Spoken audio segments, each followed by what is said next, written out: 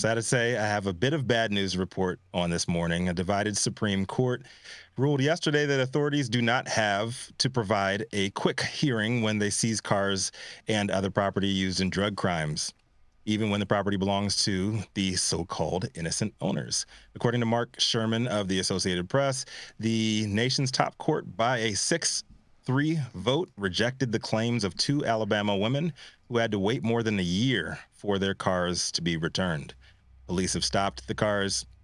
Police had stopped the cars when they were being driven by other people, and after finding cannabis and cocaine in the vehicles, they seized the vehicles. Civil forfeiture allows authorities to take someone's property without having to prove that it has been used for illicit purposes. Critics of the practice describe it as quote unquote legalized theft. Justice Brett Kavanaugh wrote for the conservative majority that a civil forfeiture hearing to determine whether an owner will lose the property permanently must be timely. However, he said that the Constitution does not also require a separate hearing about whether police may keep cars or other property in the meantime. Your boy, Jason. Mm-hmm. Human beer can, Brett Kavanaugh. In a dissent for liberal members of the courts, Justice Sotomayor wrote that civil forfeiture is vulnerable to abuse because police departments often have a financial incentive to keep that property. In short, law enforcement can seize cars, hold them indefinitely, and then rely on an owner's lack of resources to forfeit these cars to fund agency budgets, all without any initial check by a judge as to whether there is a basis to hold the car in the first place, Sotomayor wrote. The women, Halima Coley and Lena Sutton, filed federal lawsuits arguing they were entitled to a prompt court hearing that would have resulted in the cars being returned to them much sooner. There was no suggestion that either woman was involved in or knew anything about the illegal activity. Somebody else's car. Sutton had loaned her car to a friend. Police in Leesburg, Alabama, seized it when they arrested him for trafficking. And Sutton ended up without her car for about 14 months, during which she could not find work, stay current with her bills, or keep her mental health appointments, her lawyers wrote in court papers. Cully had bought a car for her son to use at college. Police in Satsuma, Alabama, stopped the car and found marijuana and a loaded gun. They charged the son with marijuana possession and kept the mother's car. The Supreme Court decision means months after years of delay for people whose property is taken, said Kirby Thomas West, a co-director of the National Initiative to End Forfeiture Abuse. It's a terrible name of your organization, at the Libertarian Institute for Justice. Meanwhile, owners of the seized vehicles will scramble to find a way to get to work, take their kids to school, run errands, and complete other essential life tasks. Justice Neil Gorsuch was part of Thursday's majority, but in an opinion also joined in Justice Clarence Thomas. Gorsuch said large questions about the use of civil forfeiture remain unresolved. Noting that civil forfeiture has become a booming business, Gorsuch wrote the court should use a future case to assess whether the modern practice of civil forfeiture is in line with constitutional guarantees that property may not be taken without due process of the law.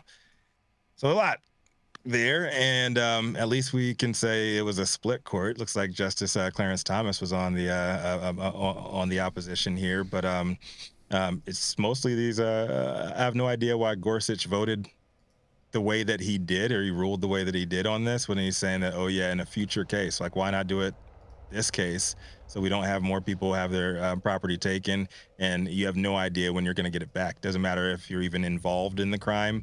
It could have been somebody else having your car. Like they got to have something in place where people cannot be screwed over like literally for years without their car, or they don't have access to their home, or whatever it is. The cops end up auctioning this stuff off. They don't even have access to it. They don't get any kind of speedy recovery of their property. And what are you going to do about it?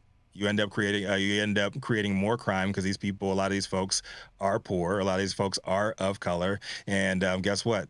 They don't have the opportunities anymore. They don't have transportation anymore. Guess what? They're most likely going to commit more crimes so they can cover the stuff that you have screwed them over for. So, just my thoughts on the situation. I hope that they rectify this, and it's sad that civil forfeiture, we can't come to some kind of amendment on this civil forfeiture bullshit, and especially when it comes to cannabis.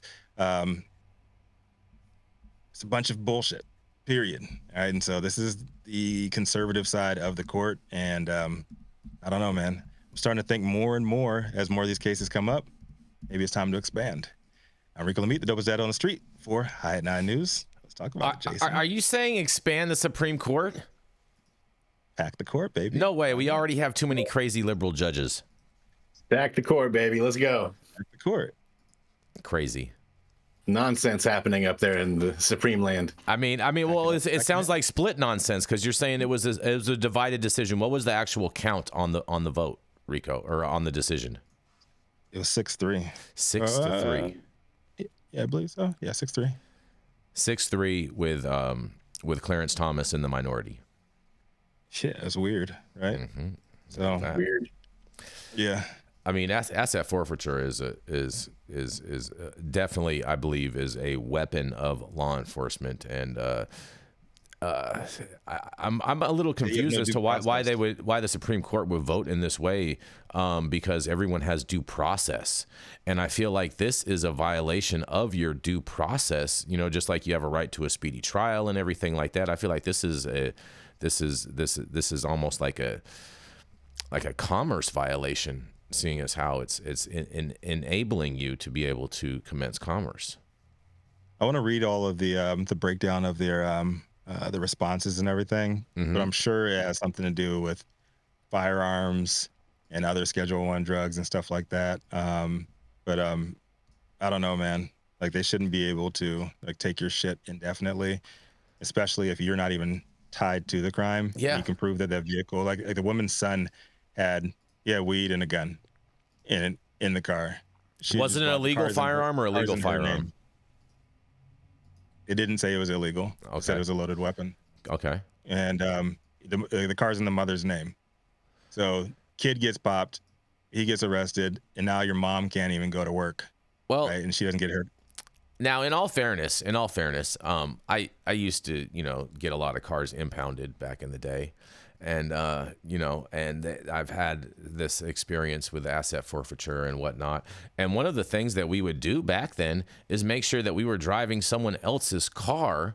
So then that way they would have the ability to go and get it out of the impound, because we could say that we were just borrowing it. And so you're telling me that the Supreme Court is now ruling that people cannot do that anymore. Am I correct on this, Rico? That's what happened with this woman out of Alabama. Doesn't matter. She still hasn't got her car back. It's been 14 months. Interesting. When my dad got popped way back when I was a junior in high school, we never got that car back. And my mom was like, I need that car to get my daughter to school. I mean, we had another car, but they kept that shit. It was gone forever. Keepers. This is a sad story. Doctors, do any of you doctors have any thoughts? Any doctors in the room today? Have any thoughts on this asset forfeiture? Cars are bad for the environment from a public health standpoint. Dr. T, bring it in. Yeah. Oh man, that's good. So I do have a question. If your car is actually stolen, then you will lose it? Yep. Wow.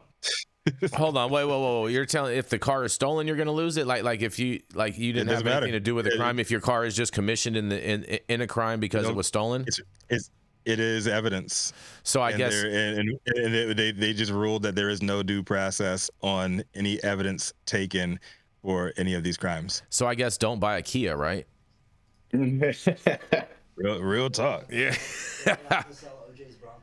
Oh yeah. What? How long did they hold OJ's Bronco for? I don't know. He sold it before he died. This shit was right back on the market. Do you think that would have got a higher price at auction because it was OJ's Bronco? I think it. Let me see. I think it like went for like 100,000, something like that. Oh man. It was auctioned off like last year, I believe. Mm-hmm. Yeah. You have any thoughts 2 on years this ago. asset forfeiture, Rochelle? I feel like the man has always used this tactic to keep people like us down, right? Like, sure, they wanted to say they're using it for evidence, but I think we can all agree they're also just wanting to fuck with us too. So, just saying. I agree with that. I agree with that 100%. Well, on that, I think we are going to go to a commercial, and we are going to be right back.